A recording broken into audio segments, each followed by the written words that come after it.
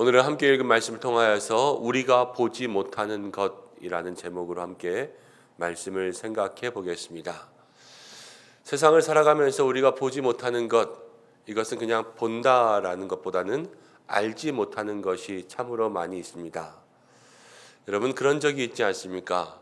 어렸을 때 같이 공부하던 또 놀던 친구들 보면 쟤는 나중에 커서 고생 되게 할 것 같아. 이렇게 생각했던 친구가 나중에 커서 엄청나게 잘 사는 사람이 되는 것, 우리 주변에 좀 있지 않습니까? 제가 아는 사람 중에도 어렸을 때 진짜 나쁜 짓 많이 했던 못된 친구가 있었거든요. 그런데 지방에 내려가서 일하면서 어떻게 해서 지금은 젊은 나이에 그 지방에 아주 존경받는 사람이 되었어요. 시의원도 해서 시를 위해서 일하기도 하고 또 가정도 화목하고 또 많은 부와 또 재물도 생기고 그러면서 그 친구를 바라보면 어렸을 때를 생각하면 도저히 생각할 수 없는 그러한 모습인데 지금은 전혀 다른 모습을 살아가고 있는 사람을 볼 때가 있습니다. 우리도 그들 중에 한 사람일 수가 있고요. 우리 주변에도 그런 사람들이 많을 수가 있지요. 오늘 이 전도자인 솔로몬은 해 아래에서 두 가지를 살펴봅니다. 그 두 가지 중에서 이야기하는 것 하나가 바로 전혀 우리가 어렸을 때 보면은 나중에 어떻게 될지 알지 못하는 것처럼 사람의 미래는 알 수 없다. 이것을 먼저 우리에게 이야기해 주고 있어요.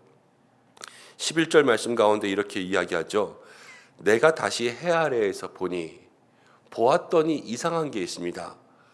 빨리 가는 사람들이라고 해서 먼저 도착하는 것도 아니고 용사들이라고 해서 늘 이기는 것도 아니고 똑똑하다고 해서 음식물이 많이 생기는 것도 아니고 지식이 많다고 해서 돈이 많이 생기는 것도 아니고 또 지식인들이라고 해서 은총을 입는 것도 아니다. 우리가 생각할 때 이렇게 될 것 같은 사람이 꼭 그렇게 되는 것은 아니라는 거예요. 그러면서 무슨 말을 하냐면 시기와 기회는, 이 시기는 남을 시기한다라는 것이 아니라 때를 얘기하는 거겠죠. 때와 기회는 모두에게 임한다.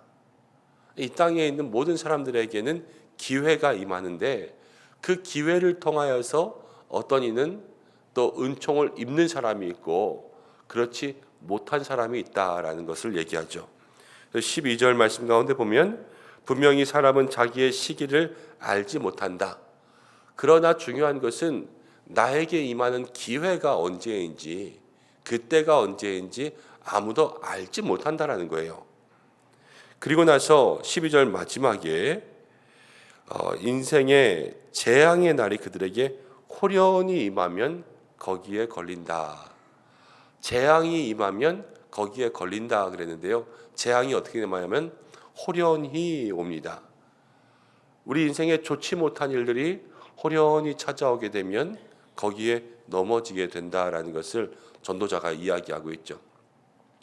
기회는 모두에게 임하는데 지금 솔로몬은 재앙의 기회들을 이야기했지만 복을 받는 기회들도 마찬가지죠. 호련히 우리 가운데 임할 때가 있습니다. 사람의 인생을 한마디로 이야기하면 우리들의 모든 인생은 예측할 수 없는 인생이다. 이렇게 이야기할 수 있습니다. 우리의 삶이 매일매일을 한 번도 살아보지 못한 시간들을 걸어가는 거예요. 우리가 매일 아침에 일어나고 저녁에 누울 때까지 사실 월화수목금토 주일 똑같은 일들 가운데 살아가니까 늘 그렇게 다람쥐 쳇바퀴 돌듯 그렇게 살아가는 것 같지만 그러나 매일이 어떻게 될지 우리는 아무도 모르죠. 이 새벽 예배가 끝나고 집에 돌아가면서도 어떻게 될지 모르고 또 오늘 오전 11시에 무슨 일이 일어날지 우리는 아무도 알지 못합니다. 그런데 그 속에서 우리 믿음의 성도들은 어떤 마음을 가지고 살아야 되냐면 늘 예측할 수 없는 상황들을 맞이하지만 때와 기회는 누구에게나 임하기 때문에 늘 때와 기회를 준비할 수 있는 신앙이 있어야 돼요. 그러니까 준비된 신앙의 사람만이 그 때와 기회 가운데 은혜를 입고, 준비한 사람만이 그 재앙의 때가 홀연히 임해도 그것을 다 견딜 수 있는 믿음이 생기는 거죠. 개미와 배짱이의 이야기를 기억하시지요?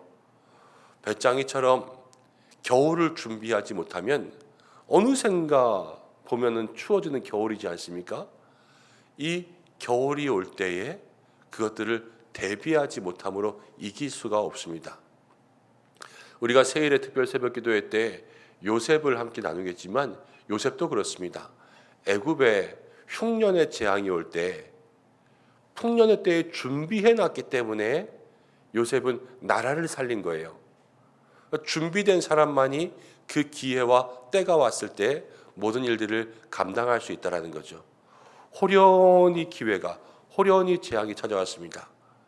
이 재앙이 찾아온 다음에 준비하면 늦죠.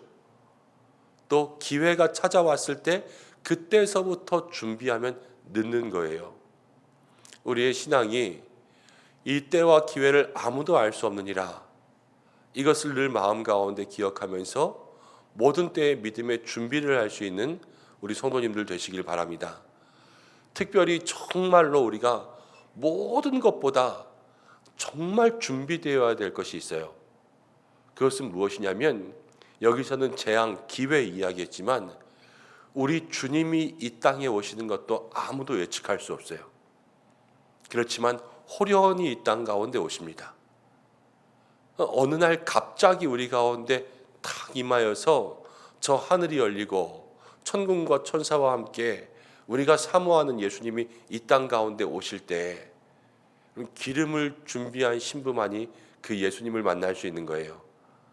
우리가 늘 깨어 믿음으로 기도하고 신앙의 준비가 되어 있는 그러한 성도가 될 때 주님을 맞이할 수 있음. 예수님 내려오실 때 준비하면 늦는다는 거죠. 그것을 마음속에 기억하고 늘 깨어있는 준비된 신앙의 사람들 되시기를 다시 한번 축복합니다. 이제 전도자 솔로몬이 한 번 더 봅니다. 13절 말씀. 내가 또 해 아래에서 보니, 이제 잘 살펴보았습니다. 14절 15절 말씀 가운데 보니까 어떤 작은 성읍에 큰 왕이 와서 그것을 치고자 할 때 그 성읍에 가난한 지혜자가 있었어요. 지혜자인데 가난해요. 근데 그 지혜 때문에 성읍이 구원받습니다. 그런데 가난한 사람을 기억하는 사람이 없다라는 것을 이 전도자가 보게 됩니다. 그러면서 16절 말씀 함께 읽어보겠습니다. 시작. 그러므로 내가 이르기를 지혜가 힘보다 나으나 가난한 자의 지혜를 멸시를 받고 그의 말들을 사람들이 듣지 아니한다 하였노라. 지혜가 힘보다 낫다. 그러니까 힘으로 공격하는 것보다 지혜로 막는 것이 낫다라는 것을 이야기했죠. 그런데 가난한 자의 지혜가 멸시를 받는다라는 것을 솔로몬은 지적하고 있습니다. 지혜를 부당하게 대하는 거죠. 지혜를 부당하게. 우리가 살아가면서 이럴 때들이 참 많이 있습니다. 적게는 우리의 삶 주변에도 일어나요. 훌륭한 사람들이 참 많이 있습니다. 나라에 큰 일을 하는 사람들도 많이 있습니다. 그런데 위대한 인물 뒤에는요, 늘 위대한 어머니가 있거나 위대한 부인이 있었어요. 위대한 인물들이 그냥 혼자 이렇게 위대한 일들을 감당하는 것이 아니라 늘 그 뒤에는 지혜로운 어머니가 있거나 지혜로운 아내가 있어서 늘 그 사람을 뒷바라지해주는 그러한 역할들을 참 많이 했습니다. 어거스틴에게는 어머니 모니카가 있었던 것처럼 우리의 주변에도 그런 사람들이 많이 있죠. 누군가 사회에서 귀중한 일들을 많이 감당할 때는 늘 그 뒤에서 뒷바라지하는 사람이 있는 거예요. 그렇지만 세상이 기억할 때는 그 뒤에서 뒷바라지하는 사람들보다 앞에 드러나는 사람을 더 많이 높이고 뒤에 있는 사람들은 그렇게 많이 생각해 주지 않을 때가 있죠. 위대한 지도자 뒤에는 늘 좋은 참모들이 있습니다. 일을 잘하는 사람들 옆에는 그를 도와줘서 서포트해주는 사람들이 있고요. 또 여러분들 옆에는 늘 기도해주는 은밀한 기도의 중보자가 있어요. 이 사람들이 드러나지 않는 거예요. 그리고 여기에서 보면은 뭐가 있냐면 지혜가 부당한 대우를 받는 거 아니겠습니까? 늘 그 사람들을 더 세워주고 인정해줘야 되지만 우리가 그들을 제대로 높이지 않는 것, 그것이 잘못이라는 것을 솔로몬은 지적해주고 있죠. 이 말씀을 통하여서 여러분들의 주변 가운데 늘 은밀함 가운데 나를 돕고 또 은밀한 가운데 기도해주는 사람들이 있었는데 내가 그들을 온전히 인정해주고 있었나, 이것들을 돌아볼 수 있는 믿음의 성도님들 되시길 바랍니다. 또 말씀을 준비하면서 교회도 그런 것 같아요. 교회도 앞장서 일하는 사람들이 있으면 앞장서 일하는 사람들이 일할 수 있도록 기도해 주는 사람들이 있지 않습니까? 늘 새벽마다 교회를 위해서 기도하시는 여러분들이 있고 또 은밀한 가운데 보이지 않게 애쓰시는 분들이 있고 또 연로하셔서 힘으로 또 여러 가지로 봉사하시는 것은 이제는 힘들지만 정말로 신방하다 보면 교회를 위해서 기도해 주시는 우리 은퇴하신 많은 어르신들이 있는 것을 보게 됩니다. 그러한 분들을 우리가 조금 더 높이고 조금 더 마음으로 인정해드리고 대우하고 사랑하고 그럴 수 있는 교회가 될 때에 오늘 솔로몬이 지적한 것처럼 지혜를 부당하게 대하지 않는 교회가 될 거예요. 우리 주변에 혹여 모든 섬김들을 부당하게 대하고 있는 일이 있다면 다시 한번 돌이켜 그들을 인정하고 높일 수 있는 믿음의 삶이 되시기를 바랍니다. 그런데 16절 말씀, 가난한 자의 지혜가 멸시를 받는다 그랬어요. 왜 가난한 자의 지혜가 멸시를 받을까요? 성을 구했는데도 아무도 이 사람을 기억하지 못하는 거예요. 이것이 인간의 본성이라는 거죠. 본성.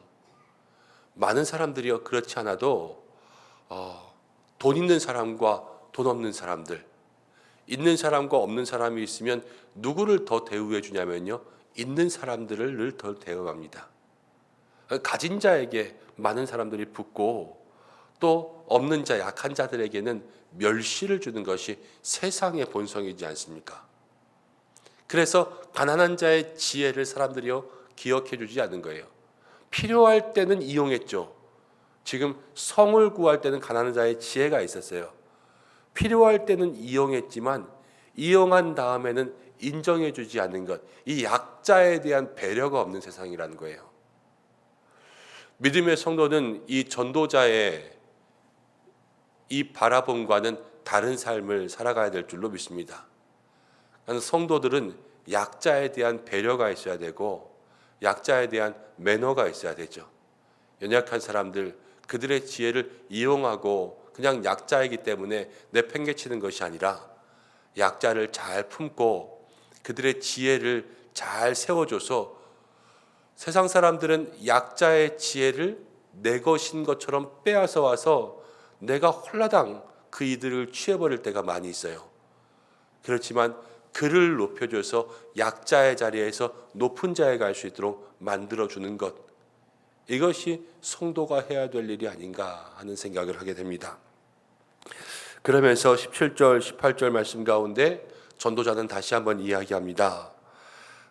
지혜자의 말이 우매한 자가 다스리는 말, 강압적으로 얘기하는 말보다 훨씬 낫다. 그러면서 18절, 지혜가 무기보다 나으니라. 그러나 죄인 한 사람이 많은 선을 무너지게 하느니라. 지혜가 더 낫다 그랬어요. 그렇지만 전도자가 헤아려서 본 것은 사람들이 뭘 못 보았냐면 이 지혜를 잘 못 보았던 거예요. 지혜를 못 보았던 것. 우리가 보지 못하는 것, 오늘 말씀의 제목이 이렇지 않습니까? 처음 보지 못했던 것은 무엇이냐면 사람들이 때와 기회를 보지 못해서 준비하지 못합니다. 두 번째 보지 못하는 것은 사람들이 참 지혜가 어디 있는지를 보지 못하고 그냥 돈이 많은 것, 물질이 많은 것, 힘이 많은 것, 거기에만 마음이 쏠려 있다. 이것을 이야기하고 있어요. 우리가 참 지혜가 있는 것을 본다라는 것, 이것은 어떻게 생각하면 하나님 아버지의 마음이 우리 가운데 있는 거죠. 사람은 외모를 봅니다. 그렇지만 하나님은 무엇을 봅니까? 중심을 봅니다. 중심. 사람은 예쁘면 끌려요. 사람은 멋지면 끌리고, 사람은 돈이 많으면 끌리고, 사람은 무엇인가 가지고 있는 것이 많으면 끌려요. 그렇지만 하나님은 중심을 보시는 거예요. 사람은 다른 것을 보지만 하나님은 참 지혜를 바라보고, 하나님은 참 마음을 바라보고, 하나님은 참 믿음을 바라보고 계신다라는 것을 우리가 이미 성경을 통하여서 배웠죠.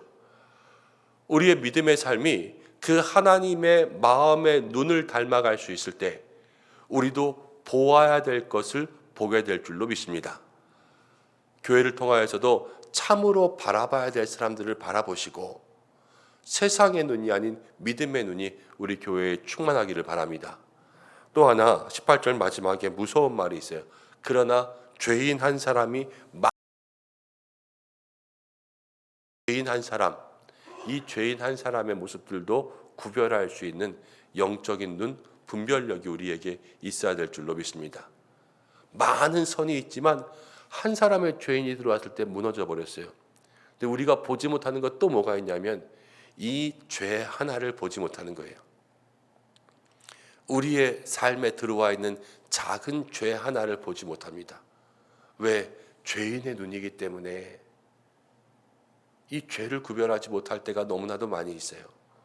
그러나 죄를 볼 수 있는 눈을 주셔서 죄를 피해가게, 죄를 구별하게, 우리의 삶에 모든 죄의 모습들을 버릴 수 있게 할 때, 여러분 이미 많은 선들이 있지만 이 많은 선들이 작은 죄 때문에 무너지는 거 아니겠습니까? 우리의 삶에 무너짐을 경험하지 않는 믿음이 있도록 주님께 간구할 수 있는 우리 성도님들 되시길 바랍니다. 오늘 우리가 세 가지 우리가 보지 못하는 것 이야기했습니다. 때와 기회를 보지 못한다. 또 참 지혜를 보지 못한다. 우리 가운데 오는 작은 죄를 보지 못한다. 그런데 이 모든 것들을 믿음의 눈으로 바라봐야 돼요. 그래야지만 우리 속에 참 은혜의 삶이 시작될 수가 있습니다. 주여, 오늘 내가 보지 못하는 것들을 보게 하여 주옵소서. 하나님의 눈으로 보게 하고 하나님의 마음으로 보게 해서 하나님의 마음에 합당한 삶을 살게 인도해 주옵소서. 함께 기도할 수 있는 우리 성도님들 되시기를 주님의 이름으로 축복합니다. 기도하겠습니다. 고마우신 아버지 하나님, 우리가 살아가면서 참으로 보지 못하는 것들이 많이 있습니다. 우리의 삶에 때와 기회가 언제 올지 알지 못합니다. 참 지혜가 어디 있는지 알지 못하고 가난한 자의 지혜를 멸시하며 살아갑니다. 또 우리 가운데 찾아오는 한 사람의 죄, 작은 죄를 알지 못합니다. 주여, 우리에게 믿음의 눈 주시고 분별의 눈을 더하여 주시고 하나님 아버지의 마음과 그 눈을 나누어 주셔서 온전히 이 땅 가운데 모든 것을 구별하며 바라볼 수 있는 믿음의 사람들 되게 하여 주옵소서. 무엇보다도 주님이 이 땅에 다시 오실 때에 그때가 호련히 임할 줄로 압니다. 주여, 우리가 모든 믿음의 준비를 하고 살아갈 수 있는 준비된 신부 될 수 있도록 역사해 주셔서 신랑 되신 우리 예수님 맞이할 수 있는 믿음 되게 하여 주옵소서. 오늘도 이 새벽 기도하며 나아갑니다.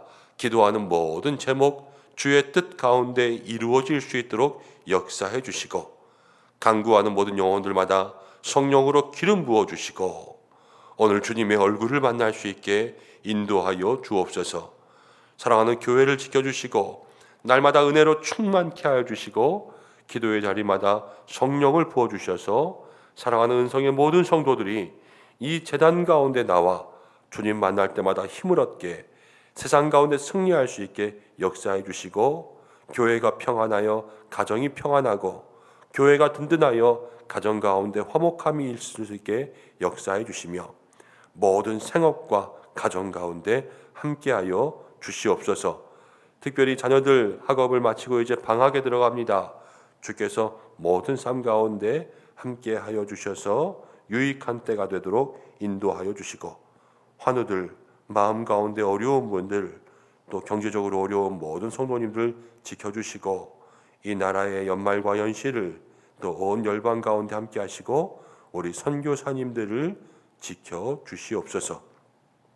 함께 하여 주시기를 간절히 원하오며 예수님의 이름으로 기도드립니다. 아멘.